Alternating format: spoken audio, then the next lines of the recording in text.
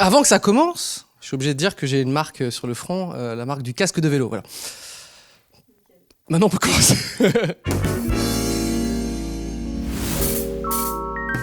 Alors, Retour vers le futur, c'est la série la plus culte de voyage dans le temps, à juste titre. Cette trilogie de films m'a vraiment fait rêver énormément. Alors assez étrangement, quand j'étais gamin, c'était surtout le 3 que j'avais vu. Le 2 m'avait encore plus fasciné parce qu'il se passe enfin dans le futur.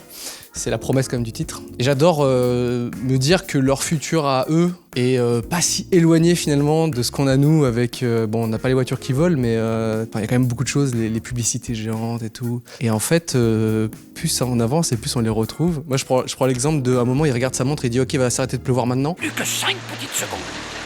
Et il s'arrête de pleuvoir. Moi qui fais du vélo, j'utilise une application qui s'appelle Rain Today et qui me montre les nuages de pluie dans les 30 prochaines minutes. Vraiment, ce truc-là, il va s'arrêter de pleuvoir ici dans 2 minutes, ça marche vraiment, quoi. Si seulement la poste était aussi fiable que les prévisions météo. Et puis les personnages sont absolument incroyables. Bref, c'est une de mes trilogies préférées et c'est surtout mon réalisateur préféré, Robert Zemeckis. Donc, j'adore.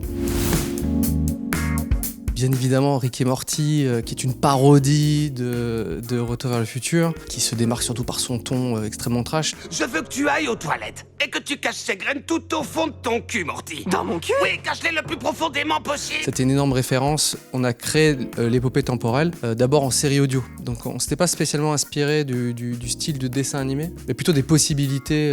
Nous, c'était très important quand on a créé la série de se dire, ok, ça s'appelle épopée temporelle, ça voyage dans le temps. Quelles sont les règles? Et une des règles qui nous amusait le plus, c'est si tu fais quelque chose dans cette temporalité, et si tu changes, ça reboot en fait, et du coup rien n'est grave. Et ça, c'est un truc qu'ils ont instauré dès le début dans Rick et Morty, et qui, pour moi, est une super piste aussi. Parce qu'on a l'habitude de faire quelque chose, si tu changes le passé, ça change le futur. Comme dans Retour vers le futur, il regarde une photo, s'il s'est passé quelque chose, la photo se modifie. Mais le fait de changer le monde, et en fait, rien n'est grave, c'est beaucoup plus drôle et trash. Nous, nos personnages, par exemple, dans l'épopée temporelle, ils s'amusent à pousser Hitler d'un balcon, juste parce que ça défoule. Ils le font 500 fois et ça les éclate, quoi. Les Visiteurs, je crois que c'est le film, la comédie française que mes parents ont le plus regardé. Donc du coup, moi, je regardais avec eux. Je trouve ça génial d'ailleurs que ce soit un truc fantastique qui ait marché autant. C'est vrai que les comédies françaises, il n'y en a pas tant qui sont fantastiques de ce genre-là. Et surtout, il y a les premiers effets spéciaux numériques. Je me rappelle, il y avait un bâtiment qui changeait de forme. Regardez ce château! Morte couille!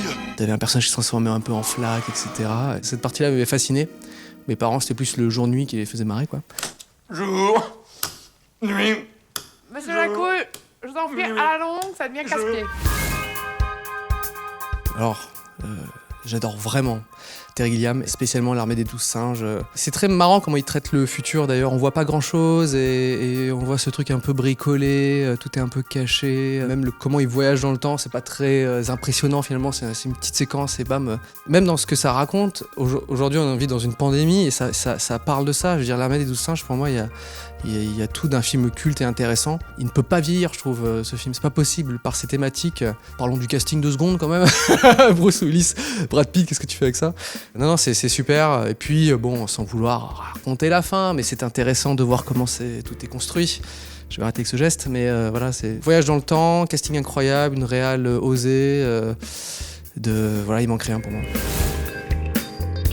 J'ai pas vu Bandit.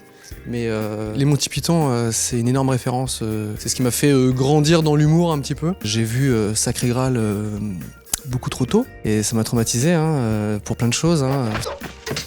Ça m'a marqué tellement de voir des adultes faire des trucs aussi débiles que de marcher avec une noix de coco et ils font genre c'est un cheval et le truc est pas du tout désavancé, quoi. Quoi? Vous êtes venu à cheval? Oui. Vous utilisez des noix de coco? Quoi? Vous avez 2 noix de coco et vous les frappez ensemble? Et alors? Quand ils se battent avec bien évidemment un lapin.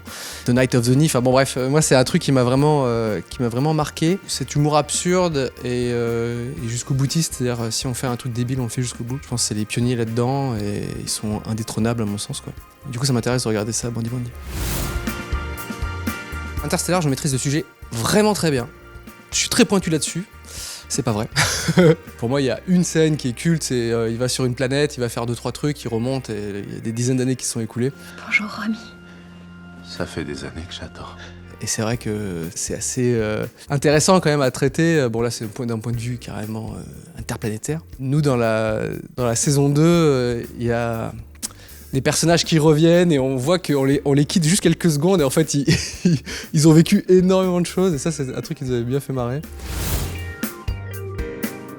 Globalement, les thématiques des intelligences artificielles, je trouve ça hyper intéressant. Un film que j'adore, c'est Her.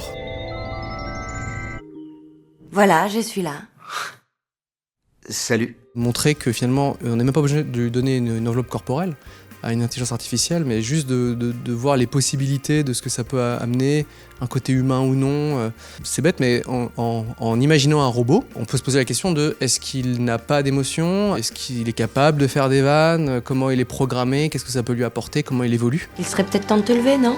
T'es trop marrante. Je suis marrante. Super. Dans Her, j'adore ça parce que ça évolue énormément. On voit au début l'intelligence artificielle qui est très humain, mais qui se pose des questions, qui en veut en savoir plus, et puis à la fin, ça a dépassé tout ce qu'on peut imaginer.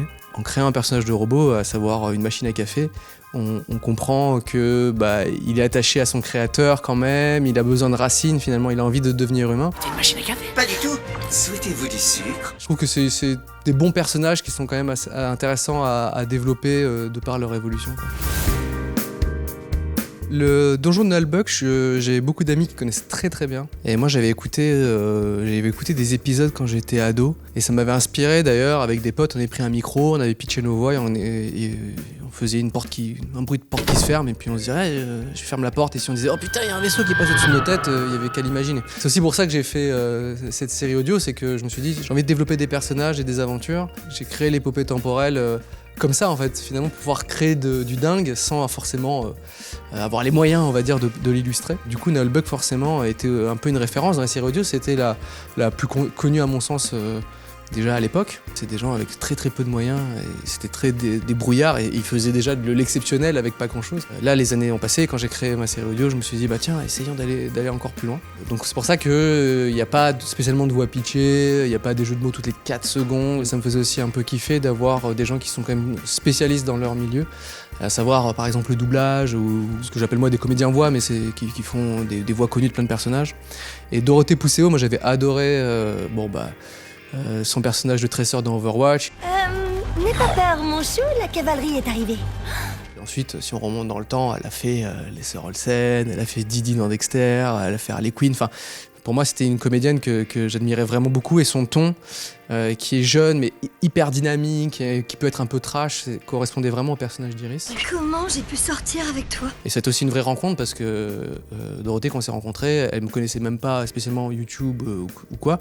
Juste, je lui ai envoyé les textes et un peu ce que ça donnait. Et elle m'a dit c'est cool, de l'audio c'est bien. Et ensuite, on s'est rencontrés, on a fait un petit test, un petit truc. Je lui ai expliqué un peu plus le projet et c'est là qu'elle m'a dit mais attends, mais pour tel personnage, t'as pensé à ci, à ça. Elle m'a vraiment apporté son expertise dans le milieu, quoi. Ce qui fait que je pense qu'on a traité honorablement la série en audio et ensuite quand on l'a passée en image, c'est un peu de la même manière. On a essayé de prendre des gens assez forts dans leur domaine, à savoir le designer des personnages, qui est quelqu'un qui a travaillé pour DreamWorks, c'est vraiment un spécialiste en France ou même aux États-Unis. L'équipe d'animation sont des gens avec de l'expérience, le compositing, etc. On a essayé de faire ça bien. Après, forcément, on a envie que ça dure 2 fois plus longtemps, qu'il y a encore plein de saisons et tout.